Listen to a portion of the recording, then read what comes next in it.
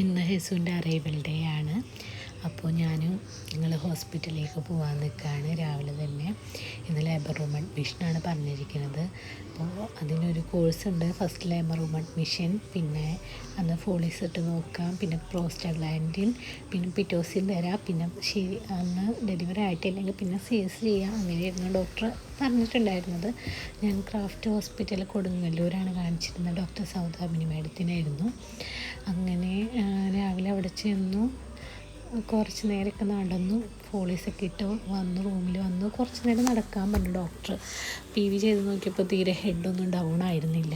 അങ്ങനെ കുറച്ച് നേരം നടന്നു. അത് കഴിഞ്ഞിട്ട് കുറച്ച് കൺട്രാക്ഷൻ പോലെയൊക്കെ കുറച്ച് നേരം വേദനയൊക്കെ വന്നിട്ടുണ്ടായിരുന്നു കേട്ടോ. അപ്പോൾ ആ വേദന ഒന്നും വലിയ വേദന ആയിരുന്നില്ല, എന്നാലും എനിക്ക് ചെറിയ വേദന തന്നെ ഭയങ്കരമായിട്ട് ഞാൻ എക്സാജറേറ്റ് ചെയ്യും. ഞാൻ കുറച്ചൊക്കെ ചെയ്തായിരുന്നു. പിറ്റേ ദിവസം ഞാൻ പോയി ടാബ്ലറ്റൊക്കെ കഴിച്ചു, പക്ഷേ ഒരു രക്ഷയില്ല. കുറച്ച് നേരം നടന്നു, വേദന ഒന്നും വന്നില്ല. അത് കഴിഞ്ഞ് പിറ്റേ ദിവസം പ്രോസ്റ്റാഗ്ലാൻഡിന് പോകാൻ, പിറ്റോസിനിടാൻ വേണ്ടിയിട്ടുള്ള റെഡിയായിരുന്നു.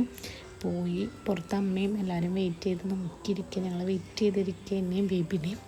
പക്ഷേ അന്ന് ഈവനിങ് ആയപ്പോൾ എമർജൻസി CS ചെയ്യേണ്ട വന്നു. ഹെഡൊന്നും തീരെ ഡൗൺ ആയില്ല. ബേബിനെ ഞങ്ങൾക്ക് പിറ്റേ ദിവസമാണ് കിട്ടിയത്. NICUലായിരുന്നു. അത് കഴിഞ്ഞിട്ട് ഒരു ഈവനിങ് ഒക്കെ ആയപ്പോൾ നെക്സ്റ്റ് ഡേ കിട്ടി. ബേബിനെ തന്ന് ഇതാണ്, ഞാൻ വെയിറ്റ് ചെയ്ത് ഇങ്ങനെ ഇരിക്കുന്നു കുട്ടീനെ കാണാൻ വേണ്ടിയിട്ട്.